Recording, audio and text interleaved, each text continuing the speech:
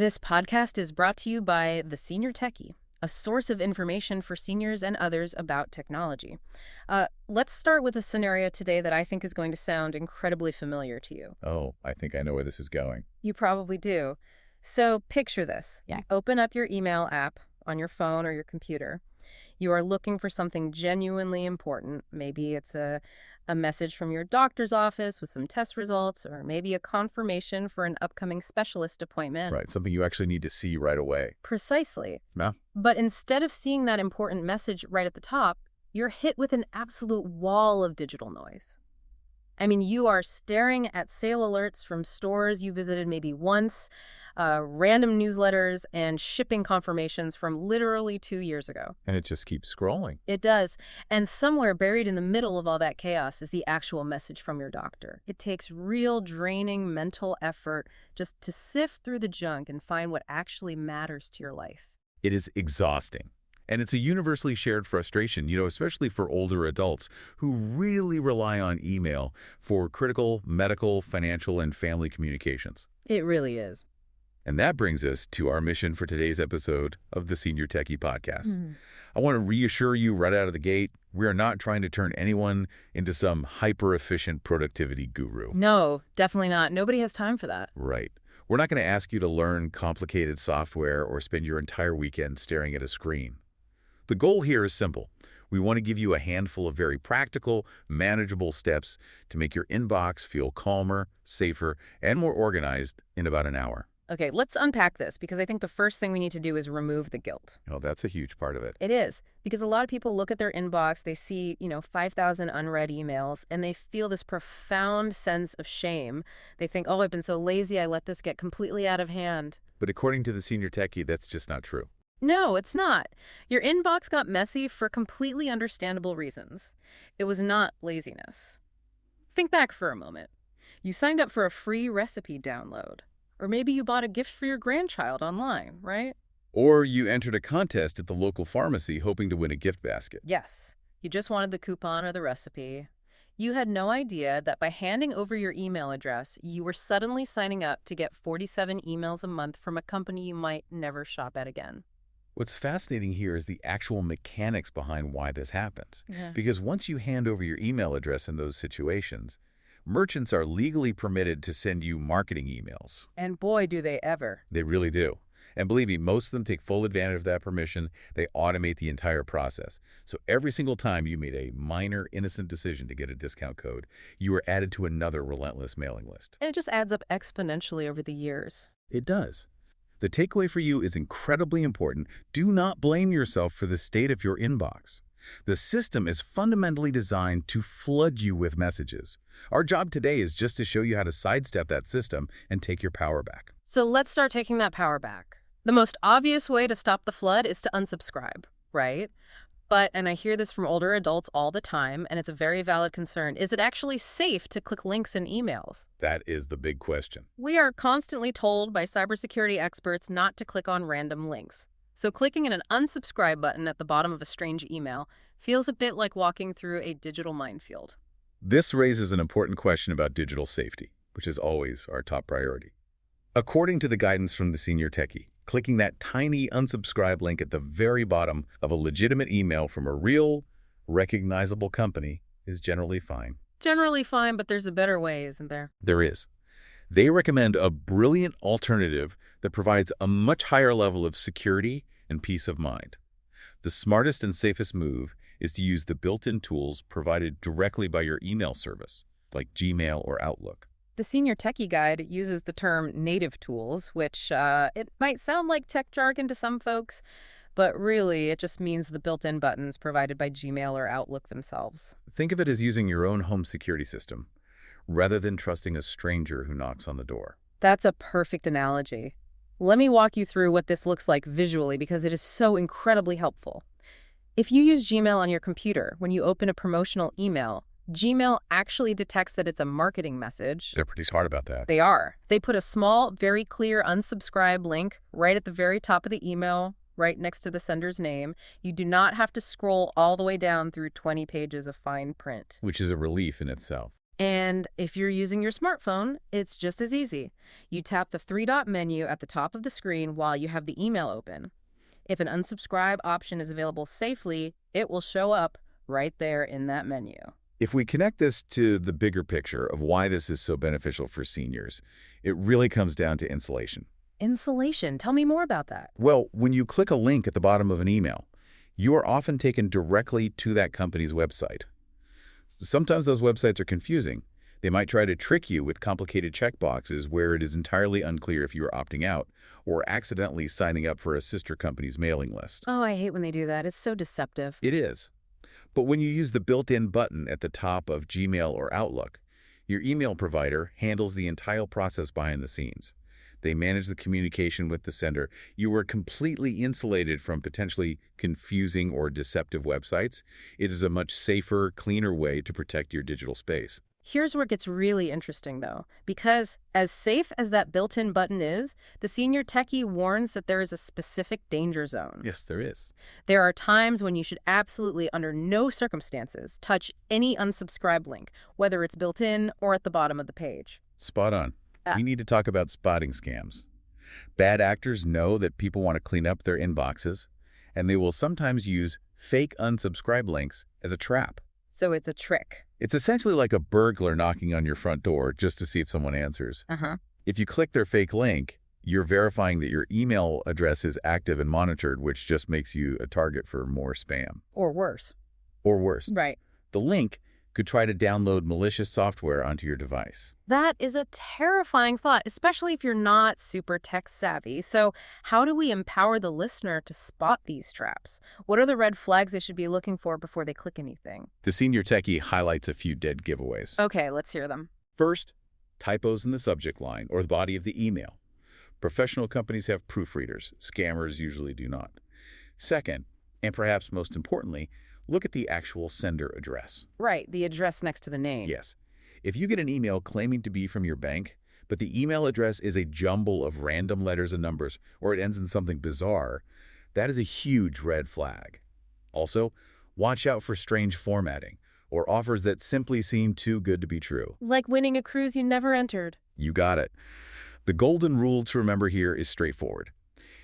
If you recognize the company and you clearly remember doing business with them or signing up for something, unsubscribing is safe. And if you don't, If the email looks weird or you have absolutely no memory of the company whatsoever, do not look for an unsubscribe button. Instead, hit the mark as spam or report junk button.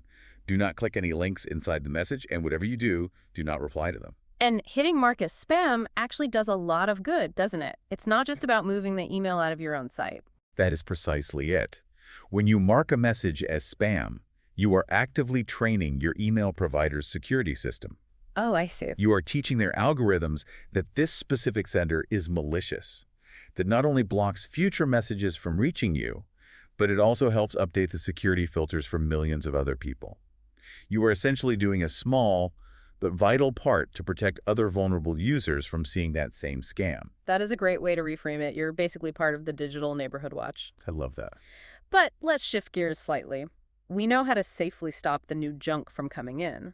But what about the massive mountain of emails already sitting there? I'll be the first to admit, the idea of going through 3,000 or 4,000 emails one by one is a nightmare. Oh, nobody wants to do that. Anyone would try that for about 20 minutes, get completely burned out, and just quit. It is a daunting task if you try to do it manually. But the senior techie offers a truly clever shortcut to bypass that frustration entirely. I am all ears. Instead of scrolling endlessly, you go to the search bar in your email app and type in the single word, unsubscribe. Wait, hold on a second. If I just type unsubscribe into the search bar, doesn't that risk pulling up important emails? What if my doctor's office or my accountant just happened to use that word in a newsletter that was attached to my important tax documents? I would be terrified of deleting something crucial. That is a very fair concern. And it's why we do not advise just blindly hitting delete all. Okay, good. The reason this trick works so well is based on the law. Legitimate marketing emails, newsletters, and promotional blasts are legally required to include the word unsubscribe somewhere in the message. Ah, I see where you're going with this. Personal emails from your family or direct correspondence from your doctor usually do not. By searching for that specific word, you are casting a net that catches almost all of the commercial noise. That is so smart. Suddenly, instead of a chaotic mix of important medical updates and useless sale alerts, you have all the promotional clutter clustered in one place. You can quickly skim that list to make sure nothing vital got caught in the net, and then you can confidently mass delete the rest or pick through and safely unsubscribe from the worst offenders. So it just groups the likely suspects together. That makes total sense. But what about the older emails? The ones that aren't necessarily junk mail, but just old conversations or notifications you simply do not need staring at you anymore. There's a tool for that too. The senior techie has a fantastic recommendation for this, the archive button. For anything older than a month that you haven't touched, don't delete it. Archive it. I know my listeners, though. They are going to be terrified that clicking archive means that medical bill disappears into a digital black hole forever. This raises an important question, and it's a crucial distinction to make, especially for seniors who understandably worry about losing important historical documents. You might have an email containing details about a past medical bill, or a receipt for a major appliance purchase, or correspondence with your insurance agent. Right. Things you might need for taxes or warranties. Yes. The fear of accidentally deleting those things keeps a lot of people paralyzed, leaving everything piled up in their inbox. To understand archiving, think of your inbox as your physical kitchen counter and archiving as a secure filing cabinet in your home office. Okay, let's unpack this. I really like that visual. When you delete an email, you are throwing it in the kitchen trash can, and eventually the garbage truck takes it to the landfill. It is gone. Makes sense. When you archive an email, you are simply picking that document up off the busy kitchen counter and tucking it safely into a labeled folder in your filing cabinet. It is completely out of your way, so your kitchen counter, your screen, looks clean and calm. But it's still in the house. Yes. If you ever need that appliance receipt from 2 years ago, it is completely findable. You just type a keyword like refrigerator receipt into your search bar, and the archive email will pop right up. Utilizing the archive function allows you to clear hundreds of messages in 30 seconds without the anxiety of permanently losing anything important. So what does this all mean for the emails that are left? The current, fresh emails coming in every day that you actually need to look at. The senior techie introduces a really helpful mental filter to manage these. You just sort your incoming emails into two distinct buckets.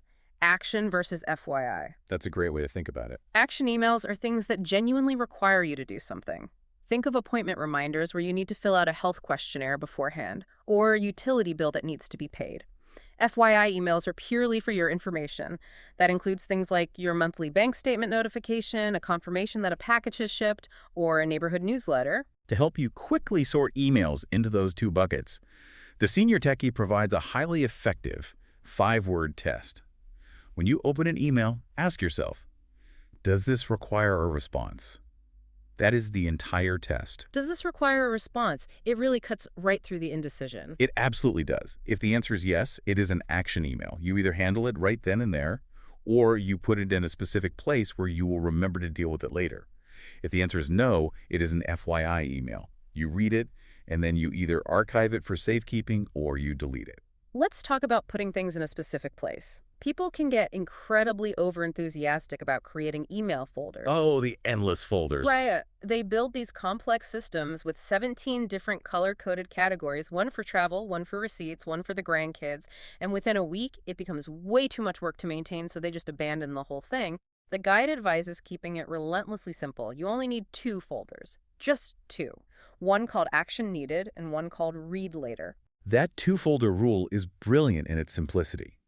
When an email requires a response or an action, but you simply do not have the time or energy to deal with it right at that moment, you drag it into the Action Needed folder. It won't get lost in the shuffle of incoming mail.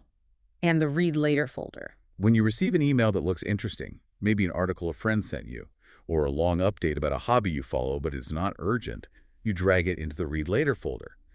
Everything else in your inbox either gets handled immediately, archived, or deleted. And here is a piece of advice from the senior techie that feels so incredibly freeing. If you eventually go into your Read Later folder and you find yourself deleting emails without ever actually reading them, that is perfectly okay. It really is. You do not owe those emails your time. If a week goes by and that article doesn't seem interesting anymore, just send it to the trash. Zero guilt. Now, if we want to take this a step further and let the technology do some of the heavy lifting for us, we should look at filters. Okay, wait.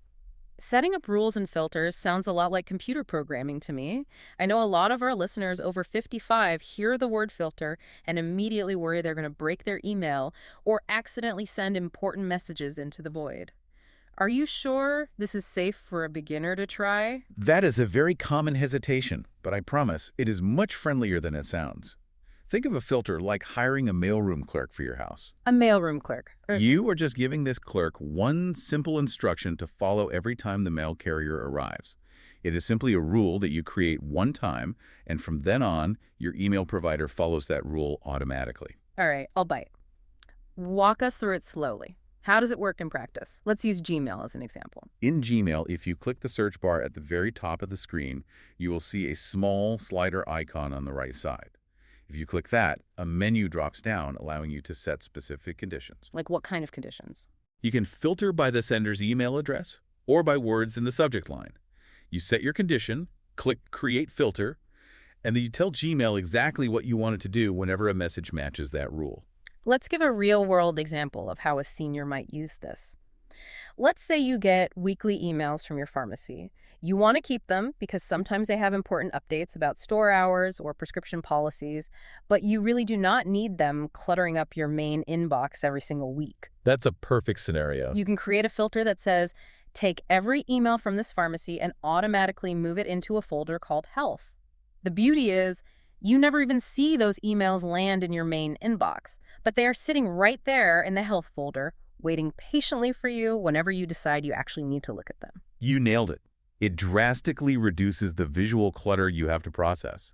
Your digital mailroom clerk handles it before you even walk through the front door. Now, we have wrangled the emails, but there is a bigger culprit when it comes to ruining a quiet afternoon.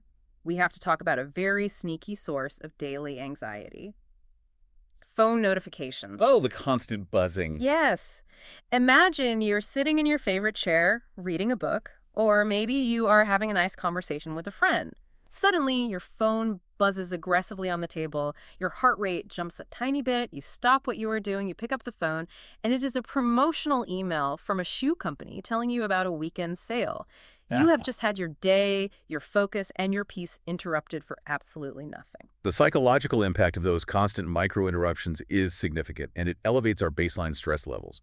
The fix for this is non-negotiable, according to the principles laid out by the senior techie. You need to go into your smartphone settings and turn off email alerts. Complete. When I was reading through the guide, I actually tried this. Depending on whether you have an iPhone or an Android, the screen might look a little different. But generally, if you find your main settings gear icon and look for notifications, you can tap that and toggle the switch off for your specific email app. It makes a world of difference. At first, I was worried I'd miss something critical, but I have to tell you, the silence was amazing. Still, it sounds drastic to some people. Tell them why it's necessary. What's fascinating here is recognizing the fundamental nature of the tool. Email is not a ringing telephone. A phone call implies immediate urgency. Email, by contrast, was designed for asynchronous communication. Meaning you don't have to answer right away. That's right. It means people send messages when it is convenient for them, and you read them when it's convenient for you. There's virtually nothing in your personal email inbox that is so spectacularly urgent that it cannot wait until you intentionally decide to open the app. The digital world operates 24/7, but you do not have to. No, we certainly do not. You can check your email on your own schedule, perhaps 2 or 3 times a day, and I assure you, your life will not fall apart. And remember, you are entirely in control. If you turn them off and find you genuinely miss the constant buzzing, you can always go right back into settings and turn them back on. But I promise you, almost nobody ever turns them back on. The peace and quiet is just too nice. It truly is.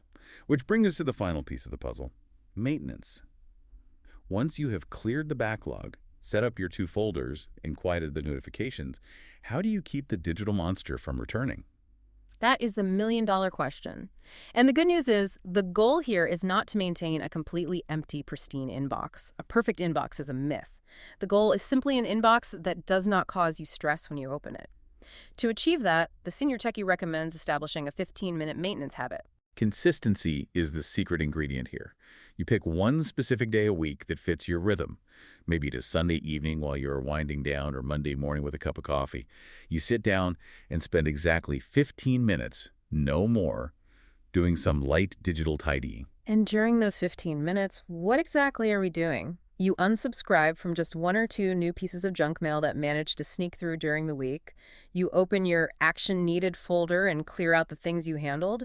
And finally, you skim through that read later folder and just delete the things you realistically know you are never going to get around to reading. That is the entire routine. 15 minutes, once a week, done consistently. This one small habit completely prevents the kind of massive backlog that made your inbox feel overwhelming in the first place. You transition from constantly chasing the mess to comfortably staying ahead of it. It is such an empowering shift in mindset. You are managing your technology rather than letting your technology manage you. Before we go, I want to leave you with a final thought to mull over, something that connects all of this to a broader global impact that we haven't touched on yet. Think about how much of your daily mental energy is drained just by looking at a cluttered screen. Reclaiming your inbox isn't really about technology at all. It's about reclaiming your attention and your peace of mind in your daily life. That is profound. And beyond that, think about the physical infrastructure of the internet. Every single email in your inbox, including the thousands of unread junk messages, requires storage. That storage happens on massive server farms around the world. These server farms require enormous amounts of electricity to run and to stay cool 24/7. So cleaning out your inbox and unsubscribing from useless newsletters isn't just about reducing your personal stress. It is actually a tiny, actionable way to reduce your digital carbon footprint. You are doing a small part to help the environment while reclaiming your own peace of mind. I love that perspective. It makes hitting that unsubscribe button feel even more rewarding. It is about making the technology serve us and the world around us. And speaking of making technology serve you, you will not want to miss our next episode. We are going to be tackling the other great digital catastrophe that causes so much stress, your photos. If you are like most people, you have thousands of them sitting on your devices. Many of them are duplicates taking up space, and almost none of them are organized so you can actually enjoy them. The Senior Techie has some incredible strategies to fix that, and we will be sharing them next time. I'm really looking forward to that one. This podcast was brought to you by The Senior Techie. It's available on Apple Podcasts, YouTube, and Spotify. If you'd like to keep up with their newsletters, you can subscribe for free by going to subscribe.theseniortechie.com.